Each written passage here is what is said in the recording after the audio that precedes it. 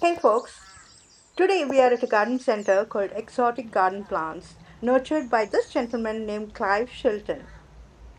Any guesses about him? Well, right, we'll soon find out.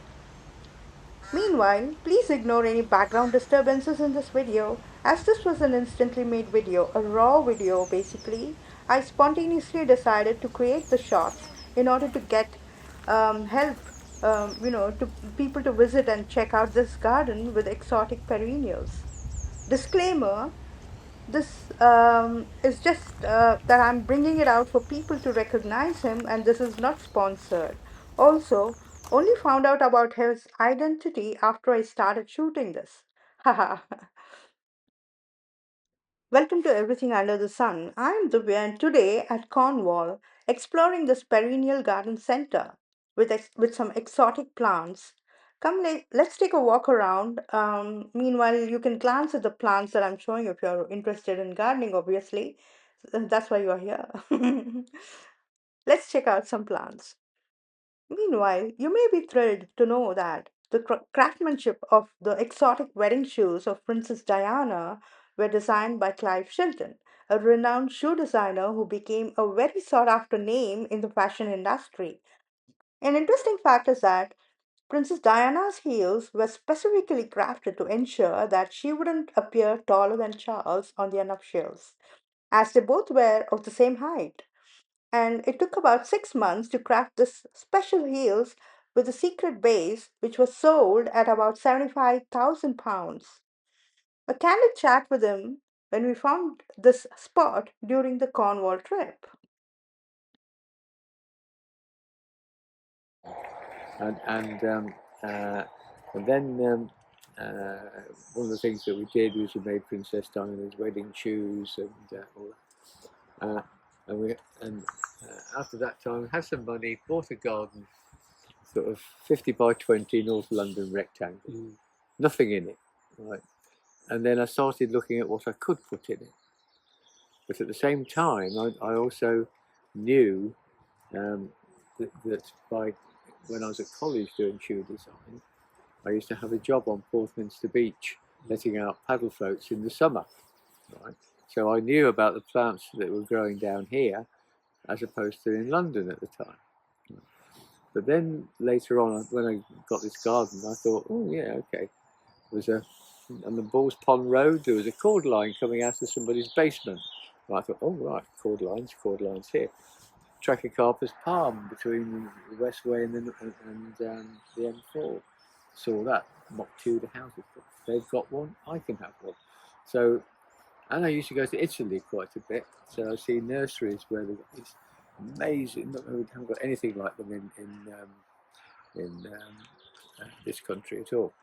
Huge, where they have Trachycarpus palms, lines 200, 100 meters long, sort of all exactly the same that height, then half a meter taller, all there, and go different world. And so I then realised that I started to have the concept of Barbados in Birmingham. I.e., if you could take a Trachycarpus palm, put it in Birmingham with a bamboo, with a hosta, a Fatsia japonica, suddenly you got a corner of your garden that looked like Barbados. Yeah. Absolutely. Or Bangalore. Yeah. Bangalore is very tropical that way. But there you go. Yeah. so, how long have you been cultivating this? Doing these? Well, we came here in '92, but before that we were at Treba Garden for my sins. I must have been very sinful at some point, and it was a great experience. Shame about that place, really.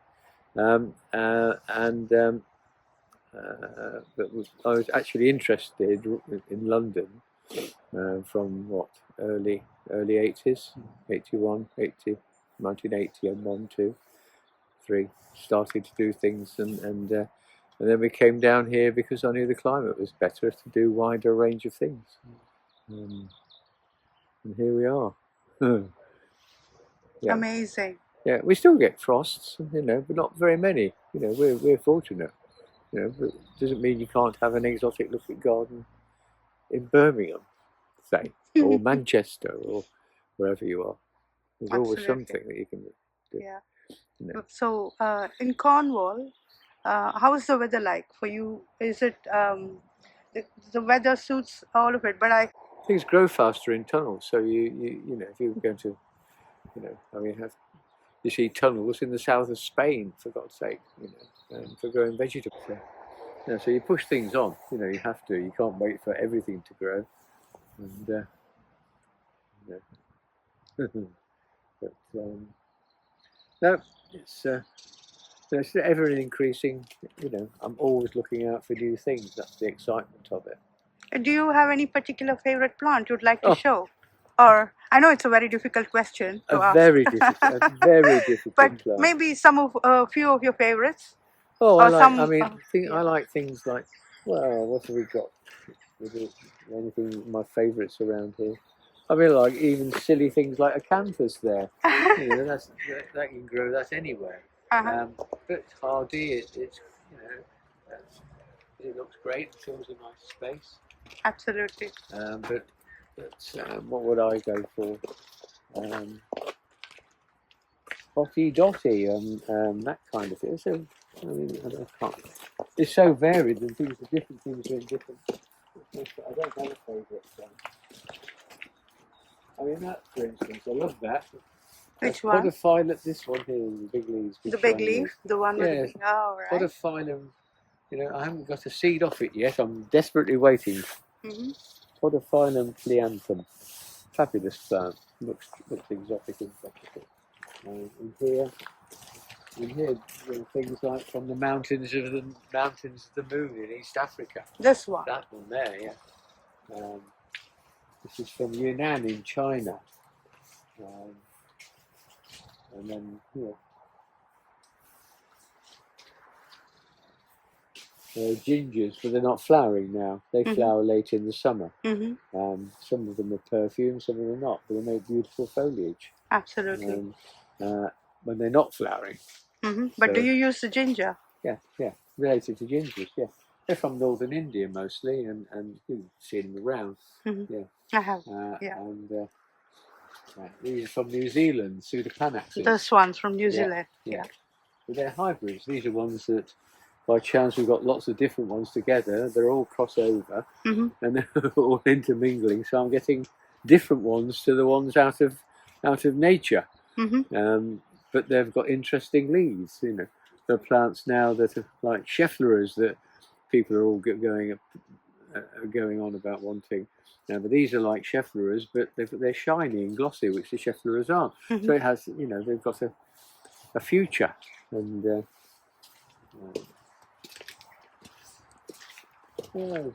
some of it.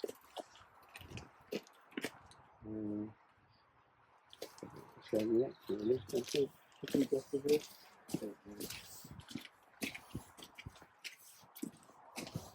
Thank you, sir. That's right. Thank you.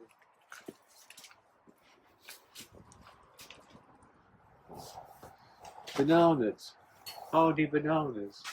They're root hardy. That's a Japanese banana, and it might get cut down by frost, but it'll come back again. Oh, yeah. That kind of thing. Okay. So, do you chop them down during the winter season before the winter? No, you They don't. just sort of stand there looking limp. I've killed a few. That's why. Every leaf in a banana comes from the base, so it all comes up through and then out top. Over, keeps doing that, so if you cut the stem down, you've got to build your stem up again to get height. So you leave it there. Aloe vera, what's that?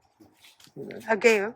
Yeah, agaves, yeah, and then they come in around here. They're fine. Absolutely. You know, in London they'll be fine. Yeah, they are. Yeah, They are fine in London as well. And then things like this is got.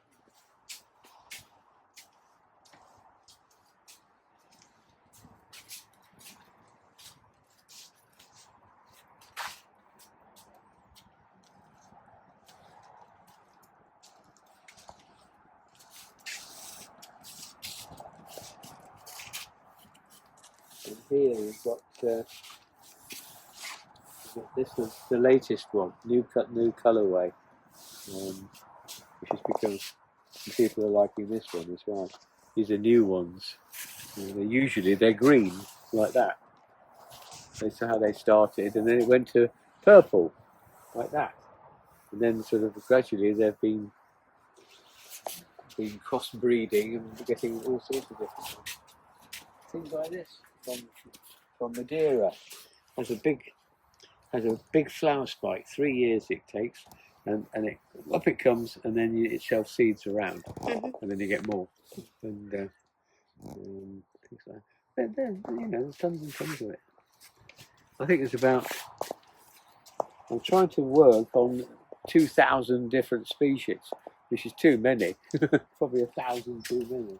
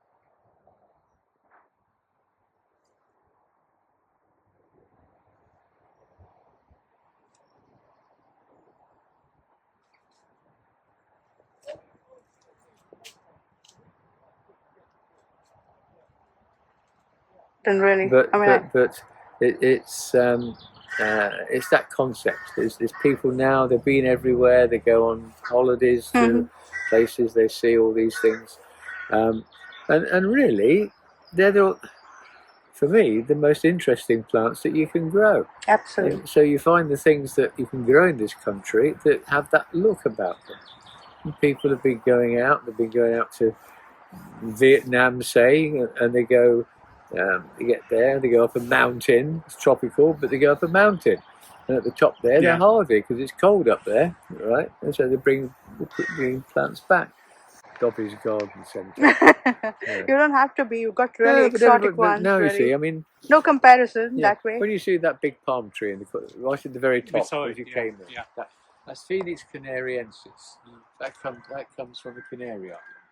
And when we came down here, nobody children, if you like, Yeah. and we develop them. We grow them on. We get seed from them. We take cuttings from them, divide them into 3 or whatever you're doing, and just keep bulking up and making them available. Because before we started doing it, nobody was doing it, and Yeah. at all. Now And everybody's trying to do it. But I think we have quite a lot more than most people. definitely So more. there you Yeah, go. definitely bigger than a garden center.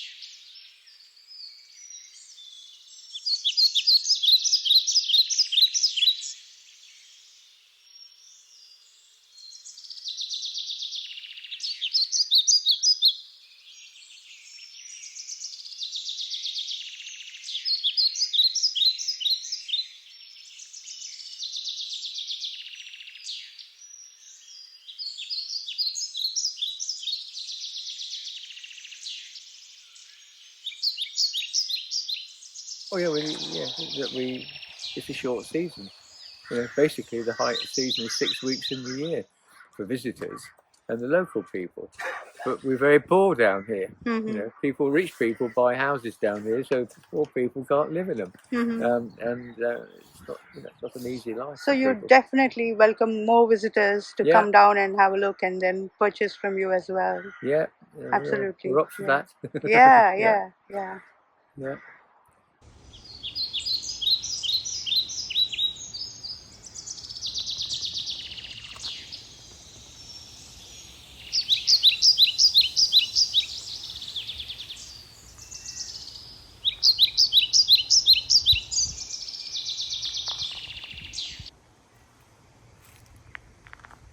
While it's a little narrow lane, a bit tricky to spot, it's on the A30 when you enter Whitecross. If traveling east, say from Penzance, just after Crawlas, address is also in the description. If you'd like the content, please subscribe and happy gardening.